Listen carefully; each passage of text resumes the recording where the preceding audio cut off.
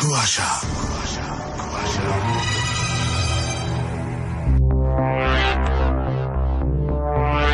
স্বাগত সবাইকে ABC radio 89.2 FM এ। শুরু হয়ে গেছে কুয়াশা এবং সঙ্গে আছে শর্মা, আর সঙ্গে আছে কুয়াশা এক্স ফাইলস এবং কুয়াশার গল্প। শুরুতে রয়েছে কুয়াশা এক্স ফাইলস।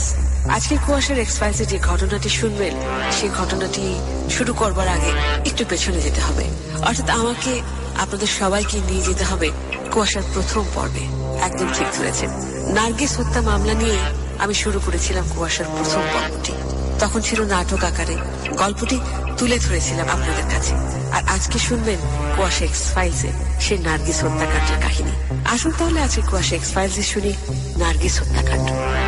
মানুষের জীবন বড়ই অদ্ভুত। মানুষের জীবন কখন কিভাবে পরিবর্তন হয়ে যায় তা কেউ বলতে পারে না। জীবনের মানে অনেক বড়। জীবন মানে কি শুধুই বেঁচে থাকা? অস্তিত্ব রক্ষাকেই যদি বেঁচে থাকা বলে, তাহলে বন্যার জলে ভাসতে থাকা কচুরিপানার সাথে মানব জীবনের পার্থক্য কোথায়?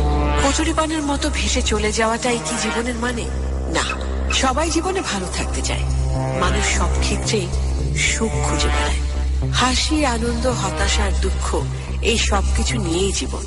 আমাদের জীবনে এমন অনেক সময় আসে যখন সুখের আশায় মানুষ অন্ধ হয়ে যায়। কিভাবে আরো অনেক ভালো থাকা যায়, শান্তিতে থাকা যায়, সেই উপায় খুঁজতে থাকে মানুষ। কখনো কখনো সেই সুখের নেশা মানুষের জীবনের তাল হয়ে দাঁড়ায়। সুখের লোভে মানুষ জীবনে ডেকে আনে ধ্বংস।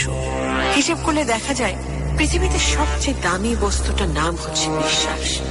এই বস্তুটা না হলে পৃথিবীর সবকিছুই যেন মূল্যহীন। সুখের নেশায় পড়ে মানুষ বিশ্বাস করে বসে অন্য কাউকে। বিশ্বাস আর ভালোবাসার সমন্বয় নিয়ে মানুষের জীবন। এগুলো যথাযথ ব্যবহারে জীবন যেমন সুখের হয়ে ওঠে, ঠিক এগুলো সঠিক ব্যবহার না করলেও মানুষের জীবন হয়ে ওঠে যন্ত্রণাকর। অতিরিক্ত ভালোবাসা এবং বিশ্বাসের ফলে মানুষ জীবনে ডেকে আনে ভয়ঙ্কর পরিণতি। আজ কুয়াশার এক্স ফাইলসে শোনাবো এমনই এক বিশ্বাস ভাঙার কাহিনী, বাংলাদেশের আলোচিত নার্গিস হত্যাকাণ্ড। এক্স ফাইল শেষ হবার পর আমি আবারও ফিরে আসছি, সঙ্গেই থাকবেন। আপনি শুনছেন কুয়াশা এবিসি রেডিও 89.2 FM এ। সঙ্গে রয়েছে শর্মী। কুয়াশা এক্স ফাইলস। আমরা আজ থেকে ফিরে যাব বেশ কয়েক বছর আগে। সময়টা 1982 সাল। শেরপুরের এক পরিবারের মেয়ে নার্গিস।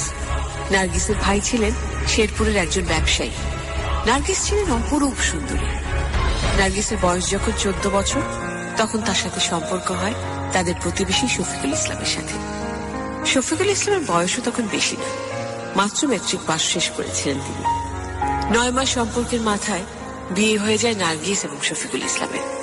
তখন তারা দুইজনই ছিলেন অপ্রাপ্তবয়স্ক। শফিকুল ইসলাম থাকতেন তার বোনের বাসায়। শফিকুল ইসলামের বোনের স্বামী অর্থাৎ শফিকুল ইসলামের দুলাভাই তাদের দায়িত্ব নেন। প্রায় 1 বছর তাদের সব দেখাশোনা করতেন শফিকুল ইসলামের দুলাভাই। সবকিছু ভালোভাবেই চলছিল, সুখেই সংসার করছিলেন তারা। কোনো সমস্যাই ছিল না তাদের মধ্যে। 1986 সালের মার্চের 6 তারিখে জন্ম হয় তাদের মেয়ে ফারজানার। ফারজানা জন্মের পর বোনের সংসার থেকে আলাদা হয়ে যান শফিকুল ইসলাম এবং নার্গিস। তারা তখন থাকতেন শিবপুরে। শিবপুরে থাকাকালীন সময় নার্গিসের ওপর চোখ পড়ে আসাদুজ্জামানের। নার্গিসের রূপই তার কাল হয়ে দাঁড়ায়। আসাদুজ্জামান তার প্রেমে পড়ে যান। বারবার নার্গিসকে সে তার মনের কথা বলতে থাকেন। প্রথম নার্গিস তার কথা কান না দিলেও এক পর্যায়ে গিয়ে নার্গিসে তার প্রেমে সাড়া দেয়। ব্যাপারটা ধীরে ধীরে অনেক বেশি গভীরে যেতে থাকে। নার্গিস দিনে দিনে দুর্বল হতে থাকে আসাদুজ্জামানের উপর। এক পর্যায়ে এতটাই দুর্বল হয়ে পড়ে যে নিজের স্বামীর খাবারে নিয়মিত ঘুমের ওষুধ মেশাতে থাকে। অনেক পরে তা সবাই বুঝতে পারে। ঘুমের ওষুধের প্রভাবে যখন ঘুমিয়ে পড়তেন শফিকুল ইসলাম, তখন বাসা থেকে বেরিয়ে যেত নার্গিস। রাতের বেলায় এভাবে নিয়মিত সে দেখা করত আসাদুজ্জামানের সাথে। যে নার্গিস একটা সময় এত বেশি ভালোবাসতেন শফিকুল ইসলামকে, যাকে বিয়ে করেছিলেন ভালোবাসা থেকে, সেই শফিকুল ইসলামকে দিনের পর দিন ঘুমের ওষুধ দিতে একবারও চিন্তা ভাবনা করেননি নার্গিস। আসাদুজ্জামানের প্রেমে সে অন্ধ হয়ে যান। এর মধ্যে জন্ম নেয় ফারজানার ছোট বোন বন্যা। কিন্তু সে ফারজানার ছোট বোন হলেও তাদের দুজনের বাবা কিন্তু একজনই ছিলেন না। নার্গিস তার কিছু কাছের লোকদের বলেছেন যে ফারজানার ছোট বোন বন্যার বাবা শফিকুল ইসলাম নন, বন্যার বাবা হলো আসাদুজ্জামান। ব্যাপারটা খুব বেশি লোক জানাজানি হয় না। শফিকুল ইসলাম অত্যন্ত ভালো মানুষ হওয়ার জন্য ব্যাপারটা নিয়ে কোনো সমস্যা হয়নি। এদিকে দিন দিন নার্গিসের আচার আচরণে অনেক পরিবর্তন আসতে থাকে। যখন তখন বাসা থেকে উধাও হয়ে যেত সে। কয়েকদিন পরে এসে স্বামী শফিকুল ইসলামকে বলতেন সে আত্মীয়র বাসায় গিয়েছিল। শফিকুল ইসলামও অশান্তি এড়ানোর জন্য তেমন কিছু বলতেন না নার্গিসকে। তিনি নার্গিসকে অনেক বেশি ভালোবাসতেন। 1995 সালের মাঝামাঝি সময়ে আসাদুজ্জামানের সাথে পালিয়ে যায় নার্গিস। নার্গিস ভেবেছিল সে ভালো থাকবে আসাদুরের সাথে, কিন্তু সে জানতো না যে কত বড় ধাক্কা অপেক্ষা করছে তার জন্য। এদিকে মায়ের জন্য মরিয়া হয়ে ওঠে ফারজানা। আসাদুজ্জামানের সাথে পালিয়ে যাওয়ার পরে নার্গিস ভেবেছিল সে হয়তো অনেক ভালো থাকতে পারবে, কিন্তু আসাদুরের আসল রূপ ধীরে ধীরে প্রকাশ পেতে থাকে। আগের আসাদুরের সাথে যেন এই আসাদুরের কোনো মিলই নেই। আসাদুরের সাথে পালিয়ে যাওয়ার পর নার্গিসকে সে তার বাড়িতে নিয়ে যায়নি, তাকে অন্য এক জায়গাতে ঘর ভাড়া করে রেখেছিল। নার্গিস যতবার আসাদুরের বাড়িতে যেতে চেয়েছিল ততবারই আসাদুর ব্যাপারটি এড়িয়ে গিয়েছিল। তখনও পর্যন্ত নার্গিস বুঝতে পারেনি আসাদুরের আসল মতলব কতটা ভয়ঙ্কর। আসাদুর রাতে নেশা করে বাড়িতে ফিরত। কিছু বলতে গেলেই নার্গিসের গায়ে হাত তুলত আসাদুর। অত্যাচার সহ্য করা অসম্ভব হয়ে পড়েছিল নার্গিসের জন্য। এভাবে বেশ কিছুদিন চলে যায়। ঝামেলা যেন দিন দিন কমার বদলে বেড়েই চলেছিল। নার্গিস কি করবে বুঝতে পারছিল না। যার জন্য স্বামী সন্তানের সুখের সংসার ছেড়ে এসেছে, তার এই রূপ যেন আর সহ্য করতে পারছিল না নার্গিস। আসাদুর শুধু ব্যবহার করতে চেয়েছিল নার্গিসকে, তাকে ব্যবহার করে অর্থ উপার্জন করতে চেয়েছিল আসাদুর। নার্গিস এই বিষয়ে জানতে পারার পর আসাদুরকে হুমকি দিতে শুরু করে। আসাদুরকে সে স্পষ্ট জানিয়ে দেয় যে আসাদুরের আসল চেহারা সে সবার সামনে নিয়ে আসবে, সবাইকে সে সব জানিয়ে দেবে। ভালো মানুষের মুখোশের আড়ালে লুকিয়ে থাকা ভয়ঙ্কর লোভী আসাদুরের আসল রূপ সে সবার সামনে নিয়ে আসবে। এবার আসাদুর একটু ভয় পেয়ে যায়। জানাজানি হয়ে গেলে অনেক সমস্যায় পড়ে যাবে সে। মাথায় চিন্তা ঢুকে যায় আসাদুরের। আসাদুর সমাধান খুঁজতে থাকে, কিভাবে নার্গিসের মুখ বন্ধ করা যায় সেই পথটাকে খুঁজে বের করতেই হবে। নার্গিসের গায়ে হাত তুলে আর যে কোনো লাভ হবে না তা সে বুঝে গেছে। প্রথম প্রথম মাকে ভয় পেলেও এখন আর মারের ভয় করে না নার্গিস। আসাদুরের চিন্তা ক্রমেই যেন বাড়তে থাকে। এদিকে মায়ের জন্য মানসিকভাবে অনেক ভেঙে পড়ে ফারজানা। মায়ের কথা সে যেন ভুলতেই পারছে না। অনেক ছোটবেলায় মাকে দেখেছে সে, কিন্তু মায়ের প্রতি তার মায়া যেন দিনকে দিন বেড়েই চলেছে। যে মা তাকে ছোট্টবেলায় তার বাবার কাছে ফেলে গেছে, সে মায়ের প্রতি তার কোনো অভিযোগ বা ঘৃণা ছিল না। প্রতিটা মুহূর্তে সে তার মাকে কাছে পেতে চাইত। এভাবে থাকতে থাকতে ফারজানার মানসিক অবস্থা অনেক খারাপ হতে থাকে। মাঝে মাঝে তার খিঁচুনি হতো, তারপর সে অসুস্থ হয়ে পড়ত। এরপর ডাক্তার দেখানো হয় ফারজানাকে। ডাক্তার জানান যে ফারজানাকে স্বাভাবিক জীবনে ফিরিয়ে আনতে তার মাকে প্রয়োজন। একমাত্র তার মা নার্গিসই তাকে সুস্থ করতে পারবে। ছোটবেলা থেকে মায়ের আদর ছাড়া বড় হওয়ার ফলে তার মধ্যে যে হাহাকার কাজ করছে তা বুঝতে পারে ডাক্তার। ডাক্তারের কথা মতো নার্গিসের খবর জানার জন্য খবর পাঠানো হয় নার্গিসের দ্বিতীয় স্বামী আসাদুরের কাছে। প্রথমে আসাদুর আসতে না চাইলেও এক পর্যায়ে সে বাধ্য হয়ে আসে। তখন ফারজানা থাকতো তার ফুপুর বাসায়। ফুফাতো বোন মিলি তার সব খেয়াল রাখত। আসাদুর আসার পর ফারজানা তার মায়ের কথা জানতে চাইলে আসাদুর স্পষ্ট জানায় যে সে জানে না তার মা অর্থাৎ নার্গিস কোথায়। আসাদুরের কথা শুনে আকাশ ভেঙে পড়ে ফারজানার মাথায়। সে বারবার জিজ্ঞেস করে তার মার কথা, কিন্তু বারবার ঘুরে ফিরে আসাদুর বলে যে নার্গিস তাকে না জানিয়ে কোথায় যেন চলে গেছে। অনেকদিন ধরে সে নার্গিসের কোনো খবর জানে না। ফারজানা যেন এবার পাগল হয়ে যায়। শেষ আশার আলোটাও যেন নিভে যায়। বাধ্য হয়ে তাকে আইনের সাহায্য নিতে হয়। এর প্রায় অনেক বছর পর যখন ফারজানা একটি চিঠি লেখে নরসিংদীর তৎকালীন সুপার মোহাম্মদ শাহাবুদ্দিন খানের কাছে, তখন সময়টা ছিল 2008 সালের জানুয়ারি মাস। চিঠিতে ফারজানা লিখেছিল,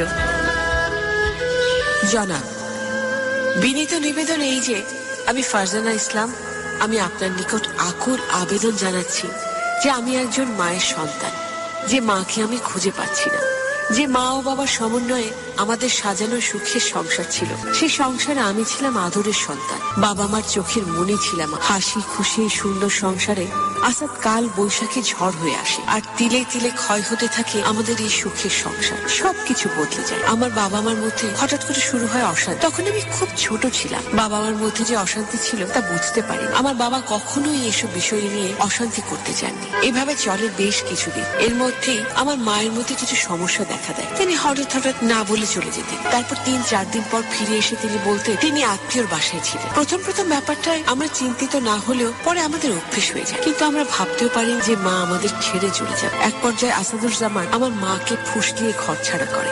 সেই দিনই আমাদের সংসার একেবারে ধ্বংস হয়ে যায়। সেই থেকে আজ পর্যন্ত আমার বাবার বিয়ে করে। আসাদুর আমার কাছ থেকে আমার মাকে নিয়ে গেছে। আমার মা যে আশায় তার সাথে ঘর ছেড়েছিলেন সে আশা তার পূরণ হয়। সে আমার মাকে দেয়নি কোনো সম্মান, দেয়নি কোনো সামাজিক মর্যাদা। বিয়ে করে সে তার বাড়িতেও আমার মাকে কখনো তোলেনি। তাকে বিয়ের পর থেকে নানাভাবে নির্যাতন করত, তুচ্ছ তাচ্ছিল্য করে রাখতো আমার মাকে। তখন আমি অনেক ছোট ছিলাম, তাই কিছুই বুঝতে পারি। মাঝে মাঝে অভাগী মাকে দেখে শুধু চেয়ে থাকতাম। কিছু লজ্জা, কিছু ভয় মায়ের কাছে যেতাম। আজ আমি পূর্ণ বয়স, নিজের ইচ্ছে, নিজের মতামত সবই এখন আমার নিয়ন্ত্রণ। তাই আজ আমি আমার মাকে দেখতে চাই, জানতে চাই সে কোথায় আছে, কেমন আছে। জানতে চাই তার না বলা সব কথা। সে কি বেঁচে আছে নাকি মরে গেছে, নাকি তাকে হত্যা করা হয়েছে। আমি জানতে চাই তার অবস্থা সম্পর্কে। আমার মার কোনো খবর আমার কাছে। অতএব আপনার নিকট একজন মেয়ের আকুল আবেদন এই যে আমি চাই আমার মাকে খুঁজে বের করতে আপনারা আমাকে সাহায্য করুন। আমি আশা করব আমার এজাহার সুষ্ঠু তদন্তের আদেশ পাবে। আমার আকুল আবেদন আমার মাকে খুঁজে পেতে আমাকে সাহায্য করুন। নিবেদিতা, ফারজানা ইসলাম। শুনবো গল্পের দ্বিতীয় পর্ব।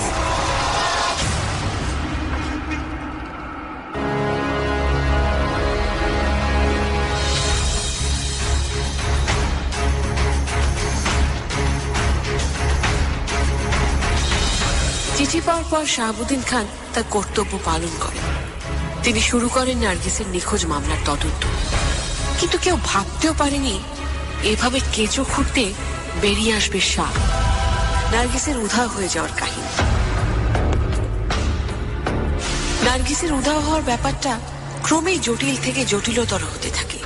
যেহেতু তদন্ত শুরু করার অনেক বছর আগে নিখোঁজ হয়েছে নার্গিস, সেহেতু অনেক কঠিন হয়ে যায় তদন্ত করা।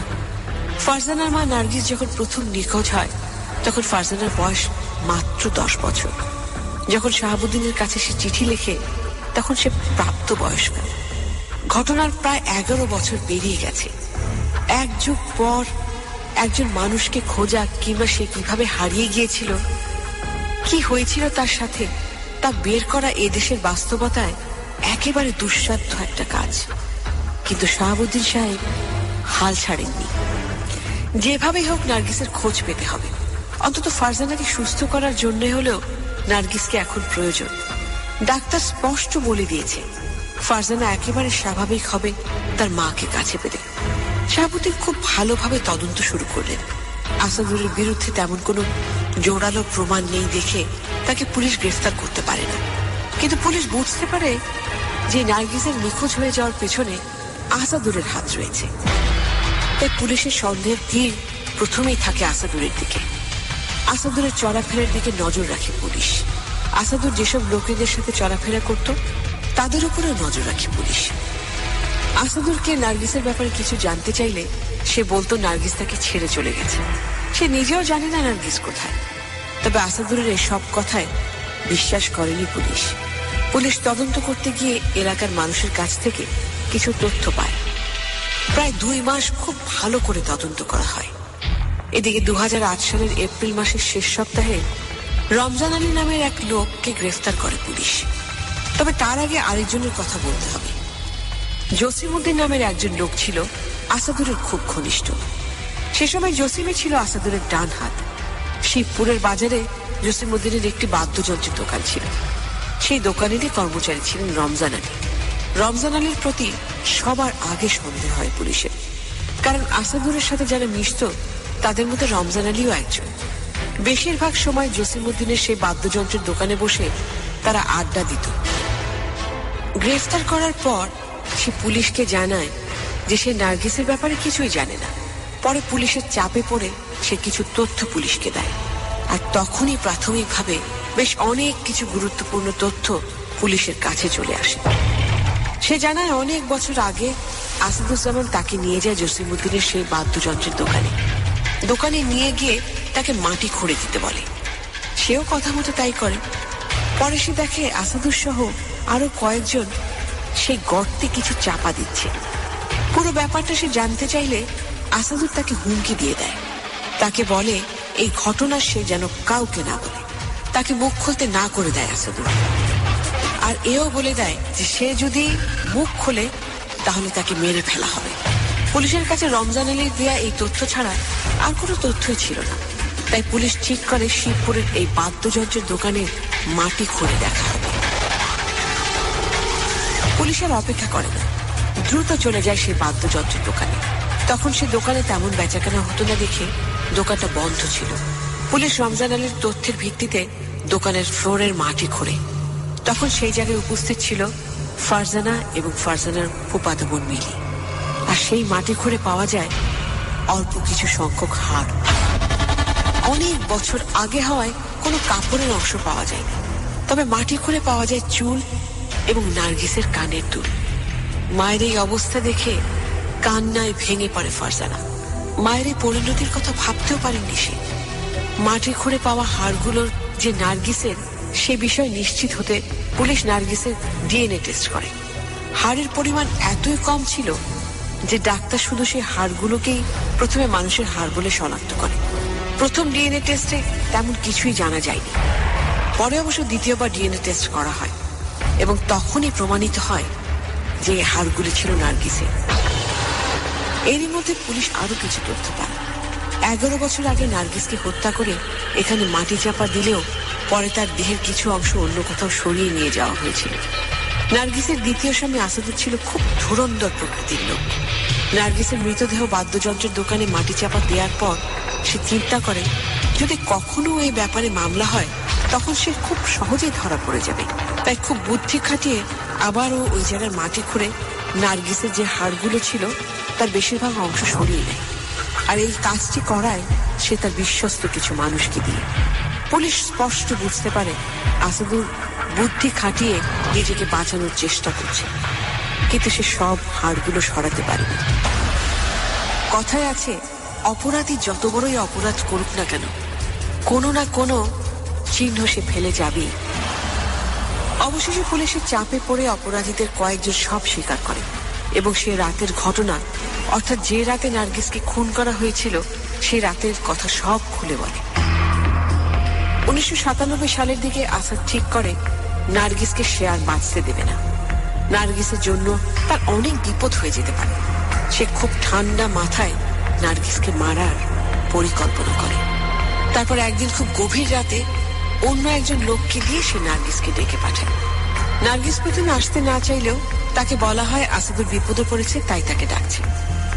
নার্গিস সেই কথা বিশ্বাস করে ঘর থেকে বের হয়। তারপর নার্গিসকে নিয়ে যাওয়া হয় ঝোপঝাড়ের মধ্যে। তারপর আসাদুর এবং তার লোকেরা ওখানে নার্গিসের উপর আক্রমণ করে। নার্গিস নিজেকে বাঁচানোর অনেক চেষ্টা করে, কিন্তু সে পারে না। এতগুলো লোকের সাথে সে পেরে ওঠে না। তাকে সেখানে গলায় ফাঁস দিয়ে হত্যা করা হয়। তারপর তার মৃতদেহকে পলিথিনে ভরে নিয়ে যাওয়া হয় সে বাদ্যযন্ত্রের দোকানে। তারপর সেখানে মাটি খুঁড়ে পুঁতে ফেলা হয় নার্গিসের মৃতদেহটিকে। মায়ের খুনির বিচার চায় ফারজানা, কিন্তু নিজের ক্ষমতার প্রভাব খাটিয়ে বারবার পালিয়ে যায় আসাদুর। পুলিশ অনেক চেষ্টা করেও আটক করতে পারে না আসাদুরকে। প্রায় অনেক দিন পরে যখন আসাদুরকে আটক করা হয় তখন সে হাইকোর্ট থেকে জামিন নেয়। এছাড়া আসাদুর ক্ষমতা ব্যবহার করে বেঁচে যেতে থাকে। একটা পর্যায়ে গিয়ে পরিবারের চাপে পড়ে মামলাটা এই পর্যন্তই নিষ্পত্তি করা হয়। ফারজানা একটা পর্যায়ে গিয়ে আর আসাদুরের শাস্তি চায়নি। ফারজানা শুধু তার মায়ের খবর জানতে চেয়েছিল। সে জানতে চেয়েছিল তার মা কোথায় আছে, কেমন আছে। 11 বছর পর সে জানতে পেরেছে মায়ের সাথে তার দেখা না মিললেও দেখা মিলেছে মায়ের দেহের অল্প কিছু হাড়গোড়ের সঙ্গে। মায়ের এই অবস্থা থেকে বেশ কিছুদিন খুব অসুস্থ ছিল ফারজানা। ঠিক মতো কারোর সাথে কথা বলতো না সে। স্বাভাবিক জীবনে ফিরে আসতে অনেক দিন সময় লেগেছে ফারজানার। অনেকদিন পর আসাদুজ্জামান এসে ক্ষমা চেয়েছিল ফারজানার কাছে। তার কাছ থেকে তার মাকে কেড়ে নেওয়ার জন্য ক্ষমা চেয়েছিল। ক্ষমা চেয়েছিল তার মাকে হত্যা করার জন্য। কিন্তু ক্ষমা কি করেছিল ফারজানা? এমন অপরাধীদের কি কখনো ক্ষমা করা যায়, যে অপরাধের জন্য ছোটবেলায় সে তার মার কাছে থাকতে পারেনি, যার জন্য তার বাবা মায়ের গোছানো সংসার ধ্বংস হয়ে গিয়েছিল, যে অপরাধী নিজে হাতে খুন করেছে তার মাকে, সে অপরাধীকে ক্ষমা করা যায় না। হয়তো ফারজানার বিচার চায়নি, কিন্তু মন থেকে সে কখনোই মাফ করতে পারেনি আসাদুরকে। এইভাবেই পার পেয়ে যায় অপরাধীরা। কখনো কখনো কারো শাস্তি হয়, আবার কখনো আসাদুরের মতন লোকেদের কোনো শাস্তি হয় না। ফারজানার একটাই কথা, আসাদুরের শাস্তি হলেও তো সে আর তার মাকে খুঁজে পাবে না। এরপর অনেক বছর কেটে গেছে, বয়সও বেড়েছে ফারজানার, কিন্তু এখনো অন্য অনেক মানুষের ভিড়ে সে তার মাকে খোঁজে। কখনো বা রাস্তায় চলতে গিয়ে চোখে পড়ে কোনো মা তার ছোট সন্তানকে আদর করছে, সেদিকে তাকিয়ে থাকে ফারজানা। মনে পড়ে যায় সেই ছোটবেলার কথা। স্পষ্ট নয়, অস্পষ্ট ভাবে চোখের সামনে চলে আসে সেই দিনগুলো, যে দিনগুলোতে সে মাকে কাছে পেয়েছিল। চোখের দৃষ্টি ঝাপসা হয়ে যায় ফারজানা। হয়তো এভাবে আগের স্মৃতিচারণ করে কল্পনায় মায়ের কথা ভেবে কাটিয়ে দিতে হবে ফারজানার বাকি জীবন। কুয়াশা, X-Files, কুয়াশা।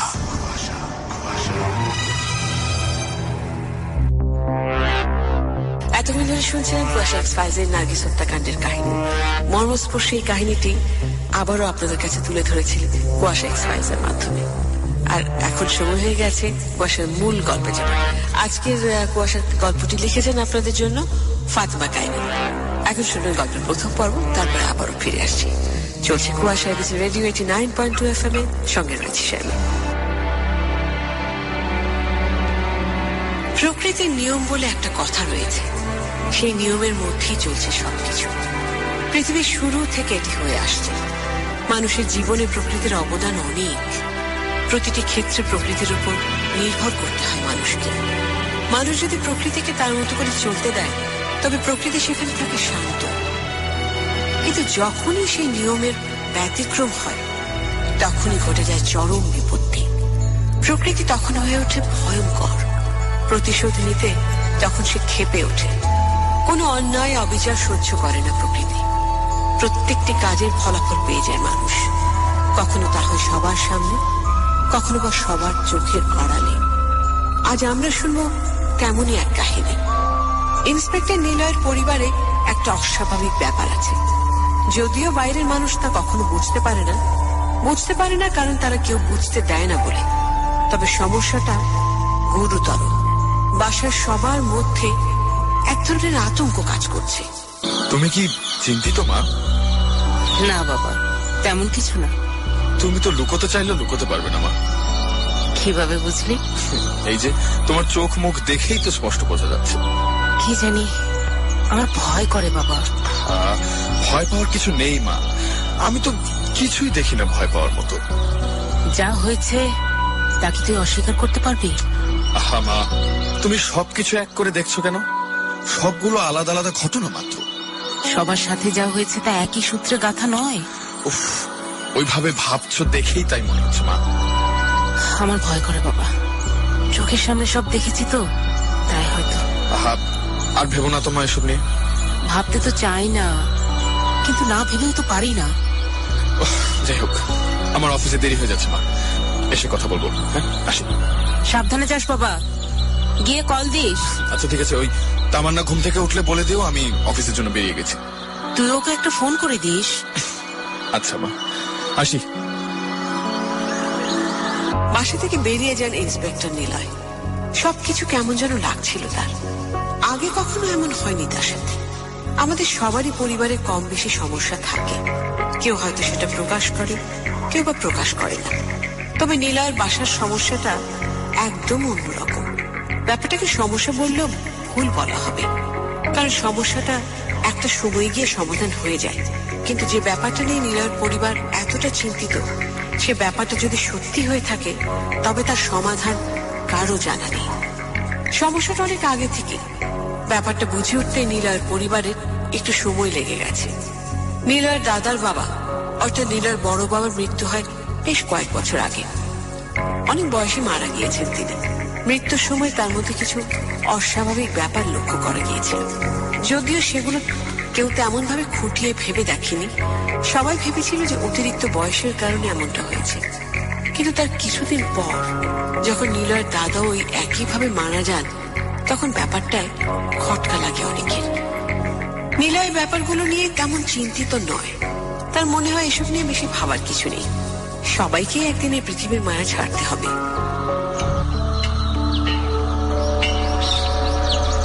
আমার কি মনে হয় জানো? কি স্যার? আমার পরিবারের ভেতরের ব্যাপারটা নিয়ে সবাই একটু বেশি চিন্তা করছে। এতটা চিন্তার ফলেই ব্যাপারটা আমার কাছে অস্বাভাবিক লাগছে। স্যার, আপনি আমাকে অনেক ভরসা এবং বিশ্বাস করেন তা আমি জানি। আপনি তো আমাকে সবই বলেছেন। যা যা শুনলাম তাতে আমার মনে হয় কোনো রহস্য আছে এর পেছনে। তুমি আমার মার মতো কথা শুরু করলে।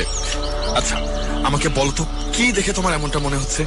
স্যার, আপনার বড় বাবা না হয় বয়সের কারণে খুব অদ্ভুত আচরণ করতেন, কিন্তু আপনার দাদার... আকাশ, আমার দাদার বয়সও কিন্তু কম ছিল না। কিন্তু স্যার, মৃত্যুর ব্যাপারটা কি? ওখানে তো এমন হওয়াটা স্বাভাবিক নয়। হ্যাঁ, তা তুমি ভুল বলনি, কিন্তু এমনও তো হতে পারে আমার দাদাকে খুন করা হয়েছে আর আমরা বড় বাবার মৃত্যুর সাথে দাদার মৃত্যুটাকেও জড়িয়ে ফেলছি। খুন? খুন কিভাবে স্যার? মৃত্যুটা যেহেতু অস্বাভাবিকই মনে হচ্ছে, তাহলে তো এটা খুনই হবে, তাই না? স্যার, এটা খুন না। খুন না? তাহলে? আমার মনে হয় যে এটার সাথে কোনো একটা বিষয় জড়িত। এমনও হতে পারে এটা কোনো অতি প্রাকৃতিক কিছু। তোমার মতো একটা শিক্ষিত ছেলে কিভাবে এমন কথা বলতে পারে তাই আমি বুঝতে পারছি না। আমি বিশ্বাস করি এই ব্যাপারগুলো। দুনিয়াতে এমন অনেক কিছুই আছে স্যার। না, শুধু শুধু সময় নষ্ট হচ্ছে এসব নিয়ে ভেবে। বাদ দাও। আমার কাছে ব্যাপারটা খুব অস্বাভাবিক লাগছে স্যার। তোমাদের সবারই তাই লাগছে। একটা সহজ বিষয়কে জোর করে জটিল করে দেখছো। নিজেরাও মাথা নষ্ট করছো আর আমার মাথাটাও নষ্ট করছো। এখন ওগুলো বাদ দিয়ে চলো তো আমার সাথে।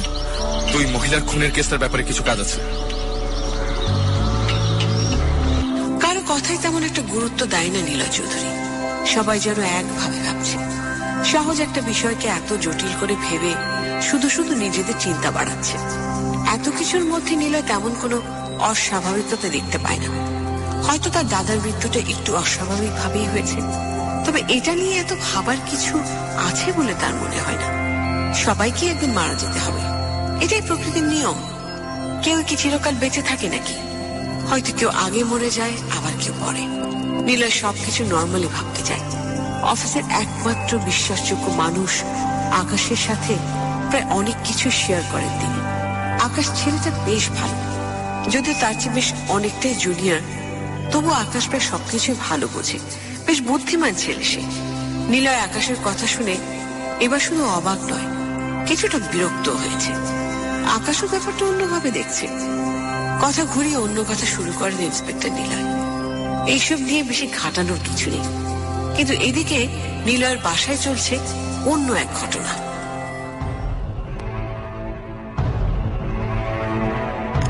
কে কে ওখানে? তা জেনে তুমি কি করবে? না, আমি যা দেখছি তা ভুল দেখছি। সব আমার মনের ভুল। নিজেকে এগুলো বুঝিয়ে কোনো লাভ নেই। তুমি কে তাহলে? বলো আমাকে।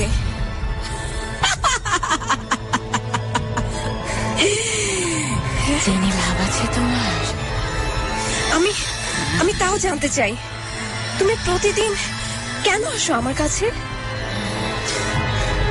তোমার কাছে আসতে ভালো লাগে, তোমাকে খুব আপন লাগে। হ্যাঁ, কে তুমি?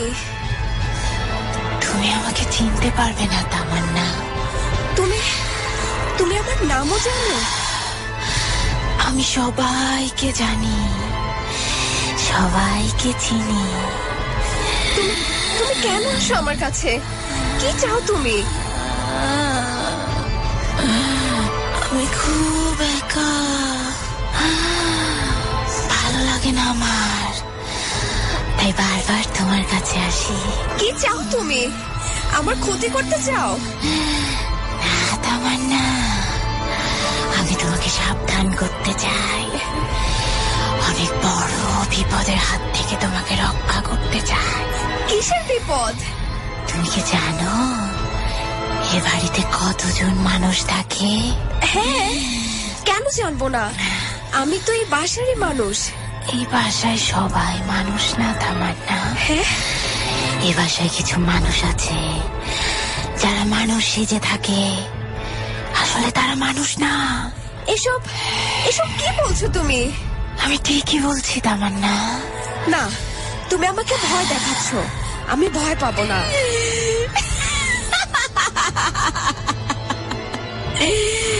একবার তো তোমাকে বলেছি, আমি তোমাকে সাবধান করছি। শুধু তোমাকে ভয় দেখিয়ে আমার কি লাভ? সেটা তো তুমি আমার থেকে ভালো জানো। জানো তামান্না, আমার অনেক কষ্ট, ভীষণ কষ্ট। কিসের কষ্ট তোমার? তোমাকে বললে তুমি বিশ্বাস করবে না, আমাকে মিথ্যেবাদী মনে করবে তুমি। আচ্ছা, তোমাকে একটা কথা বলবো? হ্যাঁ, বলো তামান্না। তুমি তুমি কি মানুষ?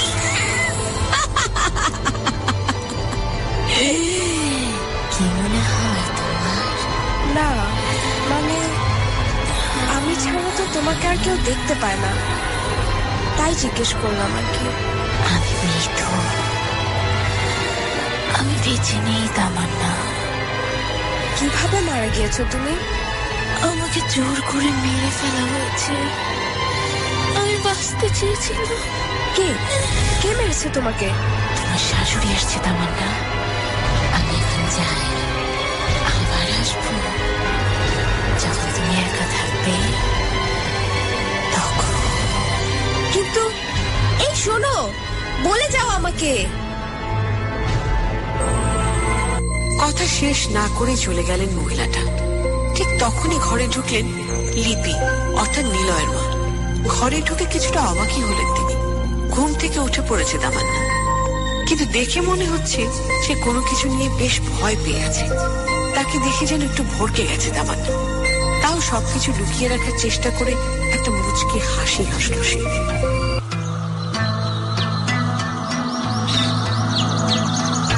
ঘুম থেকে উঠে পড়েছো তুমি? হ্যাঁ, একটু আগে উঠেছি মা। আজকে তোমাকে ডাকিনি। তুমি তো কখনো এত বেলা করে ঘুম থেকে ওঠো না। ভাবলাম হয়তো রাতে ঘুম হয়নি। যাই হোক, তোমার শরীর কি খারাপ? কোথায়? না তো মা, আমি ঠিক আছি, একদম ঠিক আছি। ও আচ্ছা, নিলয় চলে গেছে। তুমি ঘুমোচ্ছিলে দেখে আর ডাকিনি। ফোন দেয়নি তোমাকে? না তো। ব্যস্ত মনে হয়। আচ্ছা ঠিক আছে, তুমি নিচে চলে এসো, নাস্তা করে নাও। নাকি আমি উপরে তোমার খাবার পাঠিয়ে দেব? আমি আসলে... আচ্ছা, আমি শেফালিকে দিয়ে উপরে তোমার নাস্তা পাঠিয়ে দিচ্ছি, ঠিক আছে? ঠিক আছে। কিছুটা বিরক্ত হয়ে রুম থেকে বেরিয়ে গেলেন লিপি। আজকাল কি যেন হয়েছে তামান্নার। একমাত্র ছেলের বুকে ভীষণ আদর করেন তিনি। মা মরা মেয়ে তামান্না, তেমন কেউ নেই ওর। খুব অদ্ভুত ভাবে তামান্নাকে পেয়েছেন লিপি। স্বপ্নে দেখেছিলেন একবার একমাত্র ছেলে নিলয়ের বিয়ে হচ্ছে এক মেয়ের সাথে, আর সে হলো তামান্না। তখনও তামান্নাকে চিনতেন না তিনি। একদিন হঠাৎ এক মিলাদের অনুষ্ঠানে দেখতে পান তামান্নাকে। লিপি মনে করেন যে হয়তো এটা কোনো ইঙ্গিত ছিল, তাই সরাসরি তামান্নার খালার কাছে গিয়ে বিয়ের প্রস্তাব দেন। 7-5 না চিন্তা করে বিয়ে ঠিক করে ফেলেন। তামান্না অনেক ভালো একটি মেয়ে, শান্তশিষ্ট হওয়ার জন্য আরো বেশি পছন্দ হয় তাকে। বিয়ের পর সব ঠিকই ছিল, কিন্তু হঠাৎ করে কি যেন হয়েছে। ও ঠিক করে কথা বলে না কারোর সাথে, অনেক রাত পর্যন্ত জেগে থাকে, সারাক্ষণ কি যেন চিন্তা করতে থাকে। লিপি খুব চিন্তায় পড়ে যান ওকে নিয়ে। নিচে নেমে কাজের মেয়েকে দিয়ে উপরে তামান্নার বেডরুমে নাস্তা পাঠিয়ে দেন। কাজের মেয়ে শেফালি নাস্তা নিয়ে ঢুকে তামান্নার ঘরে।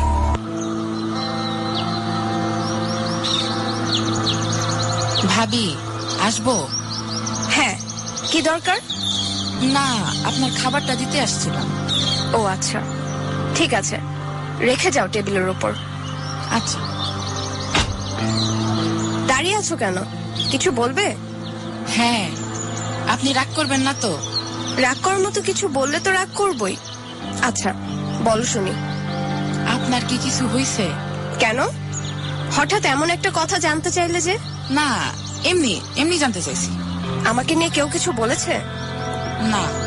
তাহলে শুধু শুধু তোমার এসব মনে হচ্ছে? না, আমার মনে হয়েছে যে কিছু হয়েছে। কেন, এমন মনে হওয়ার কারণ? আপনি একা একা কথা বলেন যে, তাই আর কি। আমি একা একা কথা বলি? কি সব বলো তুমি? না না, আমি শুনছিলাম একদিন। তুমি এসব বাদ দিয়ে মন দিয়ে তোমার কাজটা করো, তাহলেই হবে। ভাবি, আমি কিন্তু সেভাবে বলি নাই কথা। তুমি এখন যাও তো। আর হ্যাঁ, আমার ঘরে আসার আগে নক করে ঢুকবে। হঠাৎ করে রেগে যায় তামান্না, ঘর থেকে এক প্রকার বের করে দেয় শেফালিকে। শেফালি কিছুটা মন খারাপ করে নিচে চলে আসে।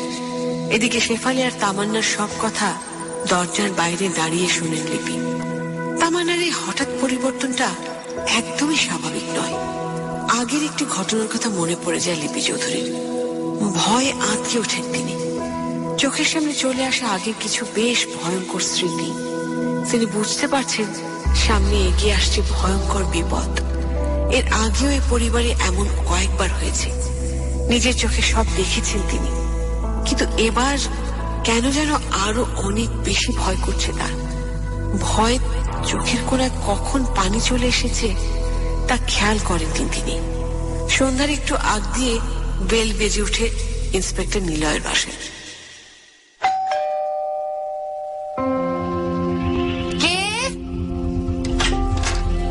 বাসা সব আলো নেভানো কেন? ভাবি নিভাই দিতে বলছে। মা, এই মা, এই মা কোথায়? খালাম মা তো ঘুমায়। ও আচ্ছা, তোমার ভাবি কই? সে তো ঘরের দরজা বন্ধ করে রাখছে অনেকক্ষণ ধরে। আচ্ছা ঠিক আছে।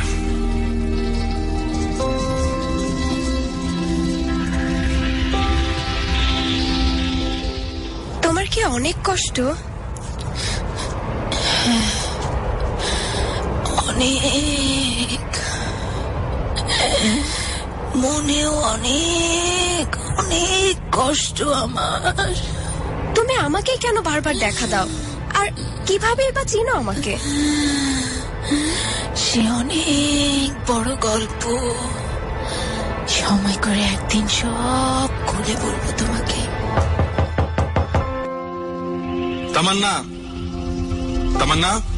হ্যাঁ, কে? আমি, দরজা খোলো। আজকে তুমি এত তাড়াতাড়ি চলে এলে যে? হ্যাঁ, ওই আজকে একটু তাড়াতাড়ি চলে এসেছি। তুমি দরজা বন্ধ করে কি করছিলে? না, তেমন কিছু না, শুয়েছিলাম একটু। আচ্ছা, তুমি কি কোনো কিছু নিয়ে ডিস্টার্ব? তোমাদের কারো কি এই কথা ছাড়া আর কোনো কথা নেই? কি ভাবো কি? কি ভাবো কি তোমরা আমায়? আমি কি এতটাই অবহেলিত? তামান্না, কি হয়েছে? আমি কি এমন বললাম? হ্যাঁ, আমি কি তোমাকে খারাপ কিছু বলে ফেলেছি নিলয়? কি বলেছি আমি? বাজে কিছু বলেছি? না তামান্না, তুমি আমাকে কিছু বলনি। আচ্ছা চলো তো আমার সাথে, চলো মায়ের ঘরে যাবো, চলো। তামান্নার মানসিক অবস্থা বেশ খারাপের দিকে যাচ্ছে, তা আগে আন্দাজ করতে পেরেছিল নিলয়। কিন্তু ঠিক এতটা বাড়াবাড়ি হবে তা নিলয় ভাবতেও পারেনি। তামান্নাকে বুঝিয়ে মা লিপি চৌধুরীর ঘরে নিয়ে যায় নিলয়। ঘরে ঢুকে বেশ অবাক হয়ে যায় নিলয়। লিপি চৌধুরী এক মনে কি যেন লিখে চলেছেন। ঘরে হালকা আলো জ্বালানো। নিলয় কাছে যেতেই, এই বাসায় অনেক বড় বিপদ আসতে চলেছে, আমাকে তোরা কেউ ভালো থাকতে দিস না। তোদের কিভাবে ভালো থাকতে দেই বল? সব শেষ করে দেব সব। তামান্না, তামান্না, কি বলছো এসব? কে তামান্না? আমি তামান্না নই। তামান্না, তামান্না, এদিকে দেখো, দেখো কিচ্ছু হয় তোমার। তুমি ভুল করছো বাবা। কিসের ভুল? আর আমি বলছি তো, আমি তামান্না নই। আমি সেই পুরানো দিনের লোক, অনেক আগের লোক আমি। ওকে ওকে ভালো করে ধর নিলয়। ওকে এত সহজে আটকে রাখা যাবে না। সবকিছুকে নিজেদের নিয়ন্ত্রণে আনতে পারবে এমনটা ভেবে ভুল করো না যেন। অনেক বিপদ, অনেক বিপদ। ওকে শক্ত করে ধরে রাখ, ছেড়ে দিলে বিপদ হয়ে যাবে কিন্তু। মরবে সবাই, সবাই মরবে।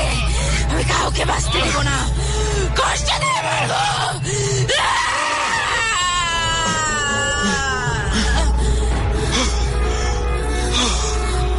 ওকে খাটে শুয়ে দে। আমি তো এগুলো নিয়ে পরে কথা হবে, এখন আগে ওর একটা ব্যবস্থা করতে হবে। ওকে ওকে ওকে কোন ডাক্তারের কাছে দ্রুত নিয়ে যেতে হবে। এভাবে ওকে বাসায় রাখা অনেক রিস্ক মা। ডাক্তার দেখিয়ে কোনো লাভ হবে বলে আমার মনে হয় না। যাই হোক, চল নিচে গিয়ে কথা বলি, ও একটু ঘুমোক। মায়ের কথা শুনে অবাক হয়ে গেলেন নিলয়। কি বলছেন তিনি? তামান্নার এই অবস্থায় সবার আগে ওকে একজন ভালো ডাক্তারের কাছে নিয়ে যেতে হবে। কি ভেবে ডাক্তারের কাছে নিয়ে যেতে না করলেন তিনি? এইভাবে বাসায় তামান্নাকে রাখাটাও ঠিক হবে না। ডাইনিং টেবিলে বসে ভাবতে থাকে নিলয়। তামান্নার মধ্যে যে আচরণ দেখা যাচ্ছে তা দেখে বোঝা যাচ্ছে ও একজন প্যারানয়েড স্কিজোফ্রেনিয়ার রোগী। এক মানুষের দুইটা চরিত্র। তামান্নার সেই ভয়ঙ্কর রূপের কথা মনে পড়লেই বুকের ভেতর কেমনটা করে ওঠে নিলয়। এসব ভাবতে ভাবতে অন্যমনস্ক হয়ে যায় নিলয়।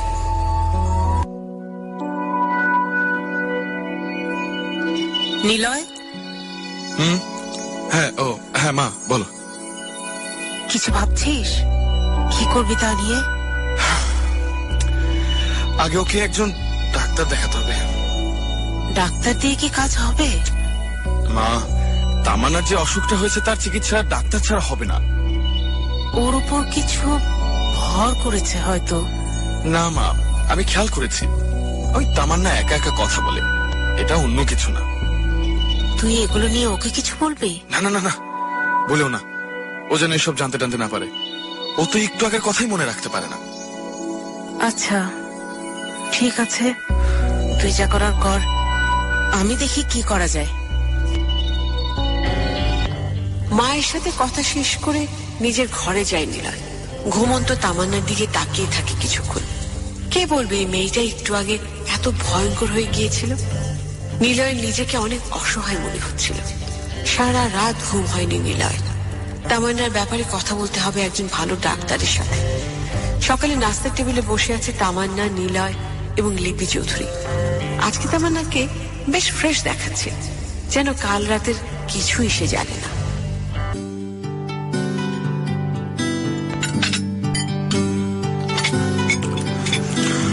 তোমাকে আরেকটু দেই? হ্যাঁ দাও, এই আরেকটু জুস দাও। মা, আপনাকে দিব? না না, আমাকে আর দিতে হবে না, তুমি এবার খাও। আজকে বেশ ভালো ঠান্ডা পড়েছে। হ্যাঁ ও, তোমার শরীর ঠিক আছে? হ্যাঁ, গায়ে হালকা ব্যথা ছিল ভোরের দিকে, এখন আর নেই। কোনো সমস্যা হলে আমাকে কল করো কিন্তু। তুমি কি এখনই বেরিয়ে যাবে? এই কি হলো? হ্যাঁ, কি যেন ভেঙে যাওয়ার শব্দ মনে হলো। এই চলো তো।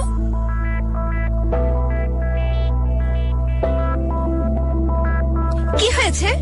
এত জোরে কিসের শব্দ? এ কি? আমি কিছু করি নাই, অনেক উপর থেকে কাছের বড় শোপিসটা মাটিতে পড়ছে। মনে হয়েছে কেউ যেন জোরে ঢিল মারছে। আচ্ছা ঠিক আছে, এগুলো পরিষ্কার করে ফেললেই তো হবে। এরা এত ভয় পাওয়ার কিছু হয়নি বাবা।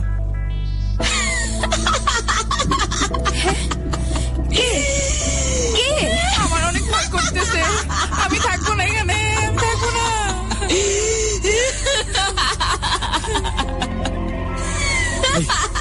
কেউ ভয় পাবে না, আসো আমার সাথে, আসো। নিজের চোখে বিশ্বাস করতে পারছিল না নিলয়। একে আদৌ সম্ভব? এত উঁচু থেকে কিভাবে পড়লো কাজের জিনিসটা? কাজের মেয়ে শেফালির পক্ষে তো নাগাল পাওয়া সম্ভব নয়। আর তাছাড়া তখন এভাবে হাসলো কে? তামান্না তো হাসেনি। তাহলে কি নিলয় যে ভেবেছিল তা ভুল? তামান্নার এখানে কোনো দোষ নেই? তাহলে কি এখানে অন্য কোনো রহস্য লুকিয়ে রয়েছে? নিলয় নিজের মাথাকে ঠান্ডা রাখার চেষ্টা করে। এখন মাথা গরম করলে চলবে না। এর আগে অনেক কঠিন পরিস্থিতিতে নিলয় পড়েছে, কিন্তু সেগুলো খুব ঠান্ডা মাথায় সে পারও করে এসেছে। বাবার মৃত্যুর সময়ও সে নিজেকে ঠিক রেখেছে, কিন্তু এবার কেন যেন সে নিজেকে খুব অসহায় অনুভব করছে। নিলয় অফিসে ফোন করে ছুটি নিয়ে নেয়। এদিকে লিপি এক মনে কি সব যেন ভেবে চলেছে। তিনি জানেন, তিনি বুঝতে পারছেন এখন তাকে ঠিক কি করতে হবে।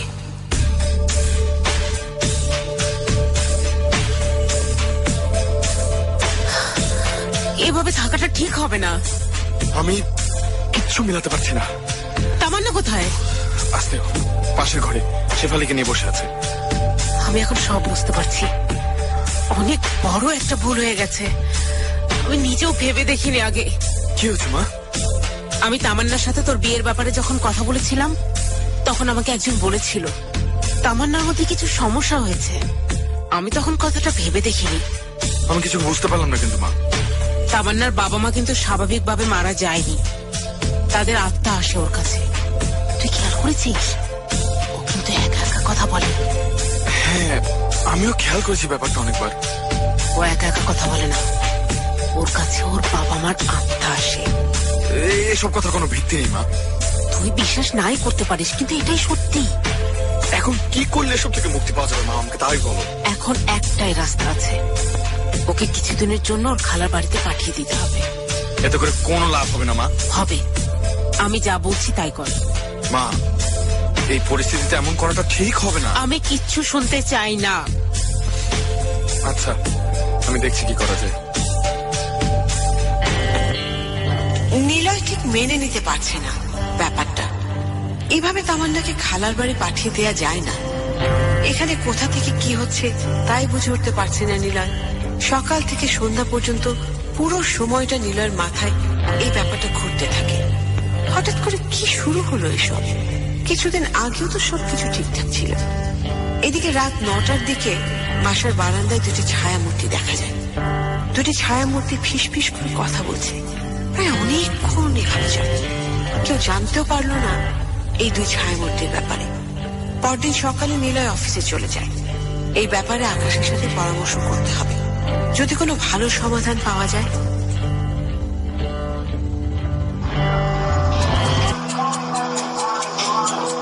তুমি তো পুরোটাই শুনলে। স্যার, আমার একটা খটকা লাগছে। কিসের খটকা? দেখেন, আপনারা সবাই খেয়াল করেছেন যে ভাবি একা একা কথা বলে।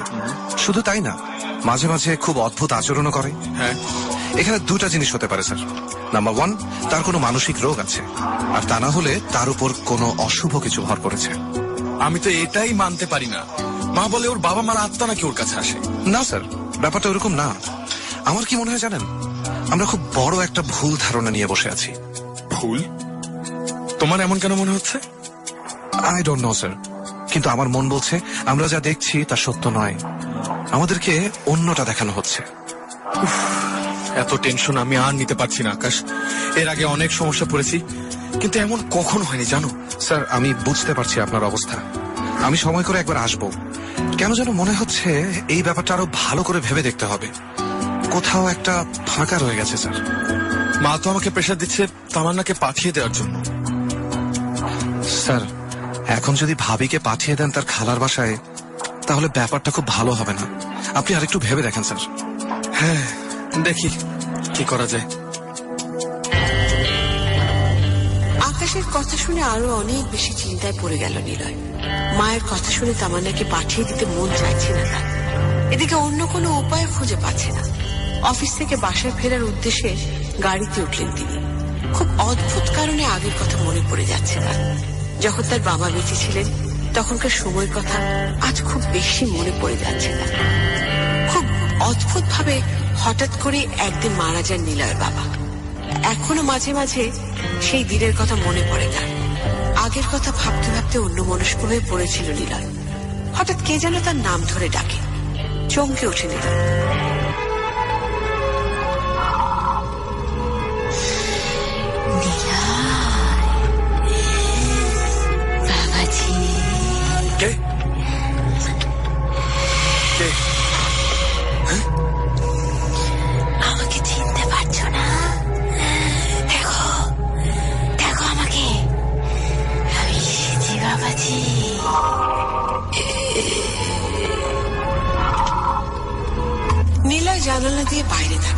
সে স্পষ্ট দেখতে পায় দূরে একজন মহিলা দাঁড়িয়ে আছে লাল শাড়ি পরে। নিলয় ভালো করে লক্ষ্য করে, হ্যাঁ সে ঠিকই দেখছে, মহিলাটি তাকে দেখে হাসছে। নিলয় চেনার চেষ্টা করে, খুব চেনা চেনা লাগছে মহিলার মুখটা, অনেক পরিচিত একটা মুখ, কিন্তু নিলয় কিছুতে মনে করতে পারছে না। হঠাৎ করে অদৃশ্য হয়ে যায় লাল শাড়ি পরা মহিলাটি। নিলয় অস্থির হয়ে ওঠে, বারবার কল্পনা করতে থাকে সেই মুখটি। আগে কোথায় যেন সে দেখেছে এই মহিলাকে, না মনে করতে পারছে না সে। পুরো রাস্তায় মহিলার কথা চিন্তা করতে থাকে সে। বাসায় ফিরেই সবার আগে চলে যায় মায়ের ঘরে।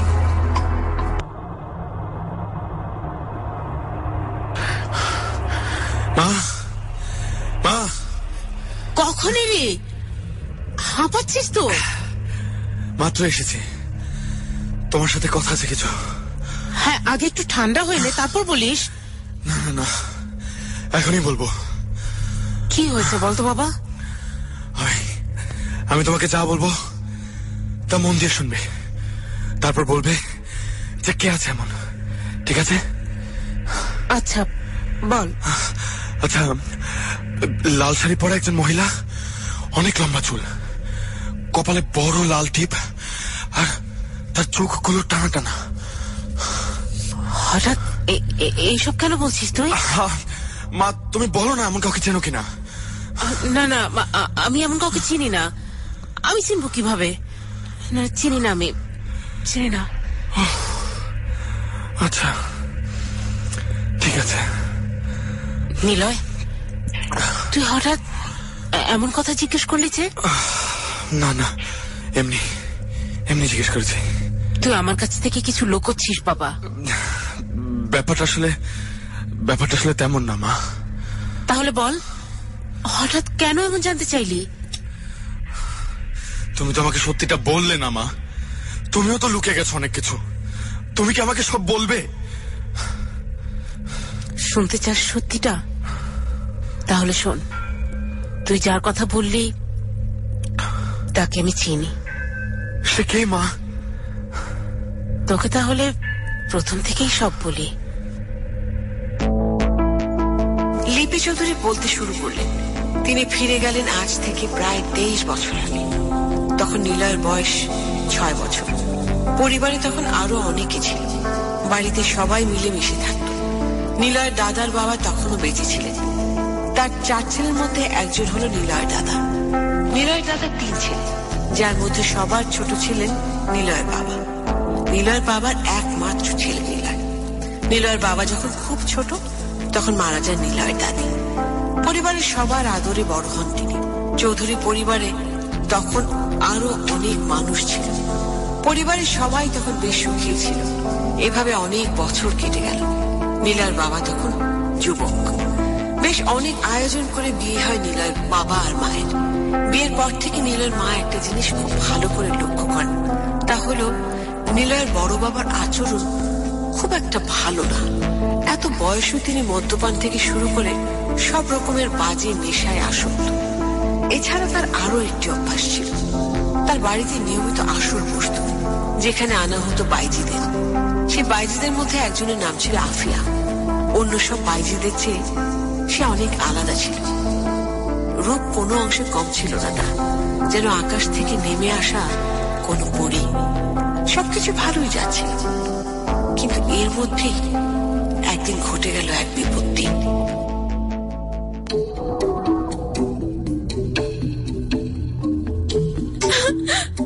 আপনি সব কি বলছেন? কার গলা? কে কাঁদে এখানে? কে দেখি তো। এমনটা তো কথা ছিল না। এখন আমার কি হবে? কার সাথে কথা বলছো? দেখাও তো যাচ্ছে না এখান থেকে। ঠিক আছে, আমার আর কিছু শোনার নেই, আমি চলে যাচ্ছি। আর কখনো আসবো না দাবি নিয়ে, কখনো না।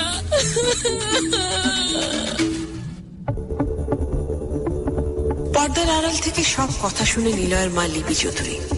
আফিয়া খুব কাঁদছিল। যার সাথে কথা বলছিল তার গলার আওয়াজটা শোনা যাচ্ছিল না।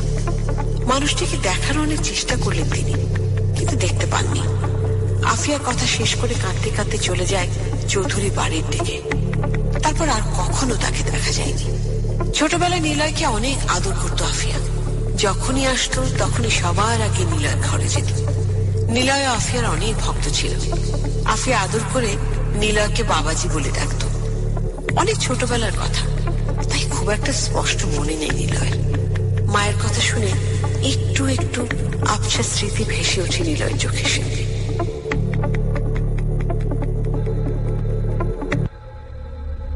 আজ এত বছর পর আমি ওনাকে এভাবে দেখলাম কি করে? কোথায় দেখেছিস? থানা থেকে ফেরার সময় হঠাৎ মনে হলো কেউ আমার নাম ধরে ডাকছে। তারপর জানালা দিয়ে তাকাতেই দেখতে পাই একটা মহিলাকে, পরনে লাল শাড়ি, অনেক লম্বা চুল, কপালে বড় লাল টিপ, আর তার চোখগুলো অনেক সুন্দর, যেন অন্ধকারের মধ্যে ওই চোখগুলো জ্বলজ্বল করছিল। আমার তাকে কেন জানি খুব চেনা চেনা লাগছিল। মনে হচ্ছিল উনি আমার খুব আপন, কিন্তু কিছুতেই মনে করতে পারছিলাম না কে। তোকে অনেক আদর করতো জানিস, অনেক ভালো ছিল। তার কি আর কোনো খবর পাওনি? না, তারপর থেকে তাকে আর কেউ দেখেনি। অনেকে বলে সে নাকি হারিয়ে গেছে, অনেক দূরে চলে গেছে। কিন্তু এত বছর পরে আমি কেনই বা তাকে এভাবে দেখবো? আমার ভীষণ ভয় করছে বাবা। ব্যাপারটা ভয়ের না মা, ব্যাপারটা অনেক বেশি অদ্ভুত। এত বছর পর ওর কথা শুনে আমার খুব ভয় করছে। আমার মনে হয় ও তোর কোনো ক্ষতি করে দেবে। মা, তুমি নিজেই তো বললে উনি আমাকে খুব আদর করতেন, তাহলে উনি কিভাবে আমার ক্ষতি করবে বলো? তাহলে এত বছর পর ও কি চায়? হয়তো তার কিছু বলার আছে, সে হয়তো অনেক কিছু বলতে চায় আমাদের। না, তুই সাবধানে থাকিস বাবা। আমি কাউকে বিশ্বাস করি না রে। দুনিয়াতে কেউ বিশ্বাসযোগ্য না, কেউ না। সমস্যা যেন বেড়েই চলেছে। নিলয় বুঝে উঠতে পারছে না তার ঠিক কি করা উচিত। এদিকে এসব কথা তামান্নাকে বলবে না বলে ঠিক করেছিল সে। কয়েকদিনের ঘটনা নিয়ে বেশ ভয়ের মধ্যে আছে। এসব বলে আর ওর ভয় বাড়িয়ে দিতে চায় না নিলয়। নিলয়ের মাথায় ঘুরছে অন্য কথা। এত বছর পর কিসের জন্য আবারও ফিরে এসেছেন আফিয়া বাইজি? কি বলতে চায় সে? তাকে দেখে স্বাভাবিক বলে মনে হচ্ছিল না। নিলয় খুব চিন্তায় পড়ে যায়। যদিও তা সে কাউকে বুঝতে দেয় না, কিন্তু ভেতরে ভেতরে সে অনুভব করতে থাকে এক অজানা বিপদের সংকেত। যেভাবেই হোক সবকিছু জানতে হবে তাকে। এই ব্যাপারে কে সাহায্য করবে তাকে? হ্যাঁ, একজনই আছে যে তাকে সাহায্য করতে পারে, আর সে হলো আকাশ। পরদিন সকালে আকাশকে বাসায় ডেকে পাঠান তিনি। তারপর ধীরে ধীরে সব খুলে বলতে থাকেন।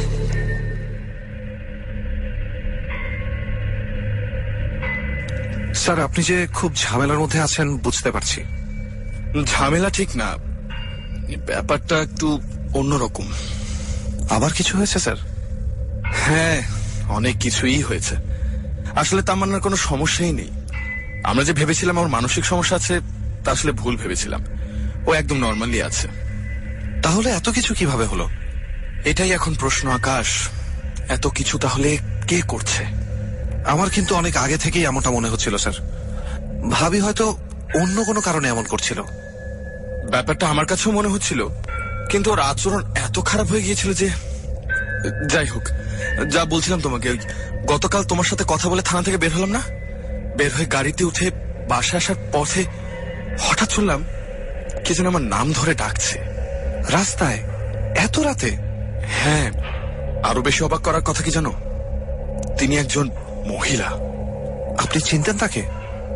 না, আবার চিনতাম না বললেও ভুল হবে। তারপর কথা বলেছেন? না, আমি খেয়াল করতেই দেখলাম উনি আমাকে দেখে হাসি দিলেন। ঠিক চিনতে পারছিলাম না দেখে গাড়ি থামাইনি। পরে যখন গাড়ি থামানোর কথা মাথায় এসেছে, তখন তাকিয়ে দেখি উনি ওখানে নেই। স্যার, পরে কি চিনতে পেরেছেন তাকে? হ্যাঁ, বাসায় এসে মাকে জিজ্ঞেস করেছিলাম। মা বললেন উনি অনেক বছর আগে আমাদের বাড়িতে থাকতেন, কোনো কারণে চলে গেছেন, আর কখনো ফিরে আসেননি। আমাকে নাকি অনেক আদর করতেন। অদ্ভুত, এতদিন পরে হঠাৎ করে কিভাবে এলেন? আর আপনাকে এবার চিনলেন কিভাবে?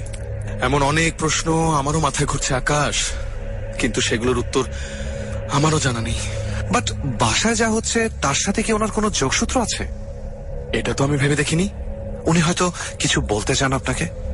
হ্যাঁ, আমার কি মনে হয় জানো, ওনার যদি কিছু বলারই থাকে তবে উনি আবারও আসবেন আমার সাথে দেখা করতে। কোনো দরকার হলে জানাবেন স্যার, আমি আমার সর্বোচ্চ চেষ্টা করব। হ্যাঁ, তা তো বলবোই। আচ্ছা চলো বের হই, অনেক কাজ আছে। কুয়াশা। বাসা থেকে বেরিয়ে গেলে নিলয় এবং আকাশ। তারা কেউ জানতেনও না যে তাদের সব কথা দরজার আড়াল থেকে দাঁড়িয়ে কেউ শুনছিল। এদিকে অন্য ঘরে তামান্না আবারও কথা বলছে সেই মহিলার সাথে।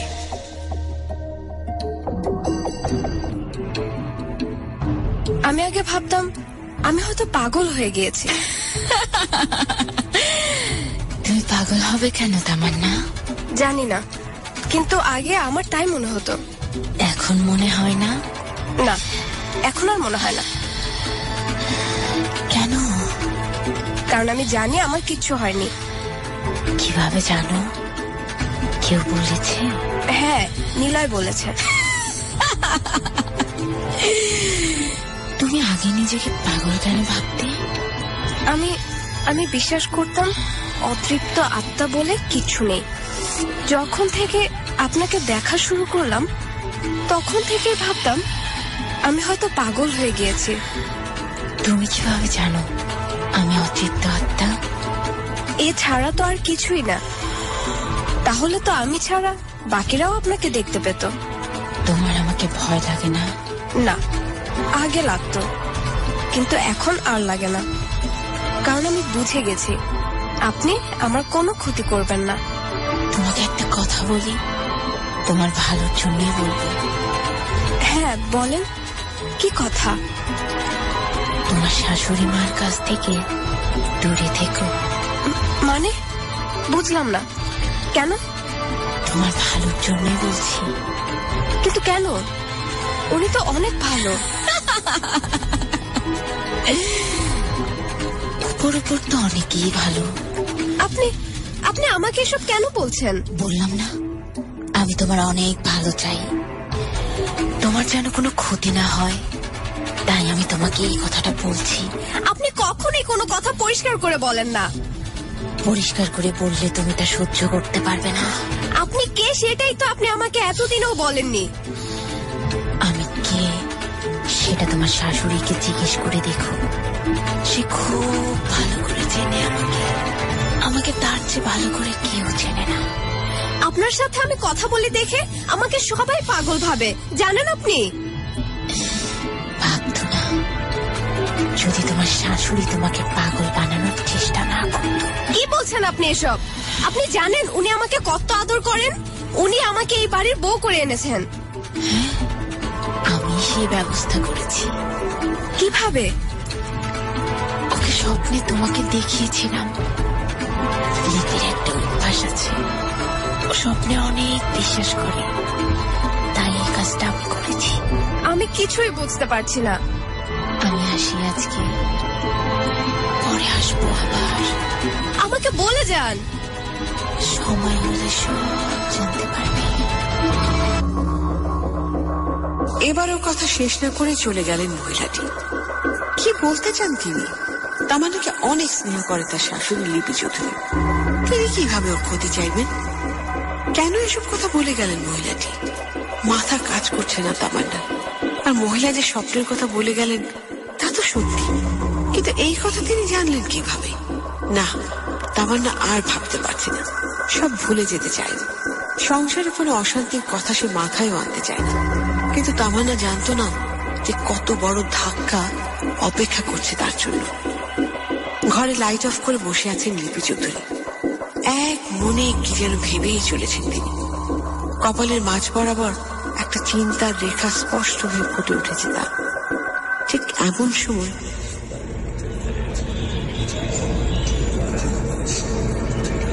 লিপি, হ্যাঁ লিপি।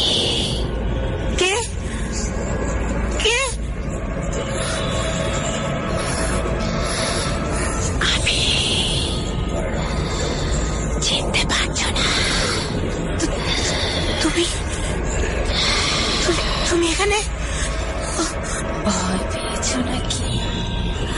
আমাকে দেখে? কি চাও তুমি? যাক, চিনতে পেরেছো দেখে ভালো লাগছে।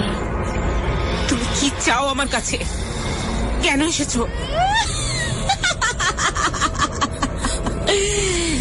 নতুন করে কিছু চাওয়ার আছে নাকি আমার? তাহলে কেন এসেছো? ভয় দেখাতে? তুমি আমাকে ভয় পাও নাকি? আসলে তুমি অনেক ভালো রসিকতা করতে পারো লিপি। তুমি চলে যাও। চলে যাওয়ার জন্য তো আসিনি, আর একা একা চলে গেলে কেমন দেখায় না ব্যাপারটা? মানে কি বলতে চাও তুমি? জানো না, অভিনয়টা তুমি সারা জীবনে অনেক ভালো করতে পারো। কত মানুষ তোমার অভিনয় দেখে বোকা হয়েছে, তার মধ্যে আমিও রয়েছি। তুমি কি বলতে চাও তাই বলো। তোমাকে সাবধান করতে এসেছি। সাবধান না, শব্দটা ঠিক সাবধান হবে না। আমি আসলে বলতে চাই তুমি তৈরি থেকো। ভয় দেখাচ্ছ? না না না না না না না, চৌধুরী বাড়ির বউকে আমি ভয় দেখাতে পারি নাকি? আমার এত সাহস আছে নাকি? আমি শুধু তোমাকে মনে করিয়ে দিলাম। তুমি আমার ছেলের কোনো ক্ষতি করো না। সেটা করার হলে আরো অনেক আগেই করে ফেলতাম দিদি। আমার উদ্দেশ্য এতটাও খারাপ না। আমার ক্ষতি করাটাই তো তোমার প্রধান কাজ। ক্ষতি?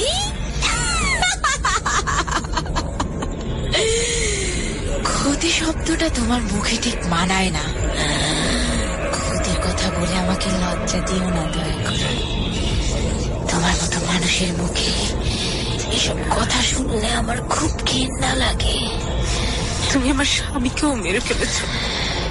কেন মেরেছি তোমার স্বামীকে আমি? বলো, চুপ করে আছো কেন? বলে ফেলো।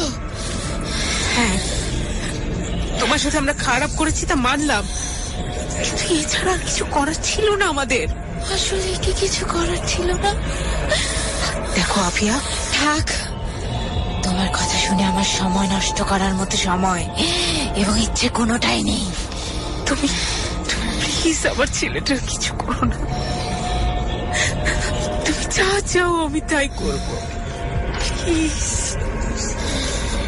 এই তো, এবার তুমি ভালো মানুষের মতো কথা বললে। আমি আবার কোনো কিছুতে বেশি জোর করতে পারি না। যাই হোক, আমি এখন যাই। তুমি সময় মতো তৈরি দেখো। পরশু রাত 12টা 1 মিনিট।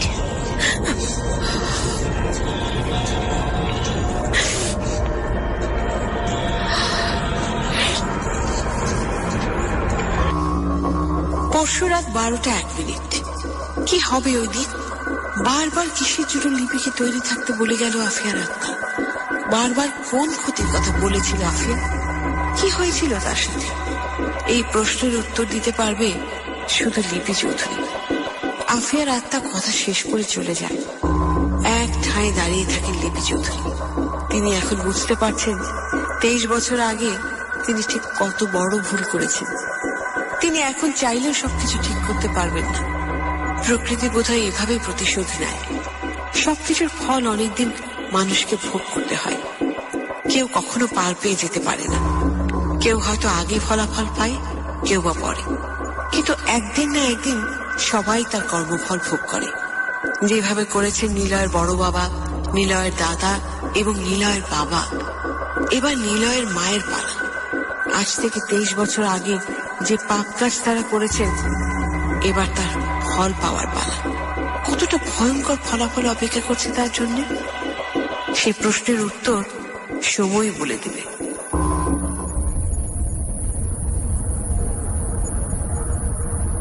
মা, মা।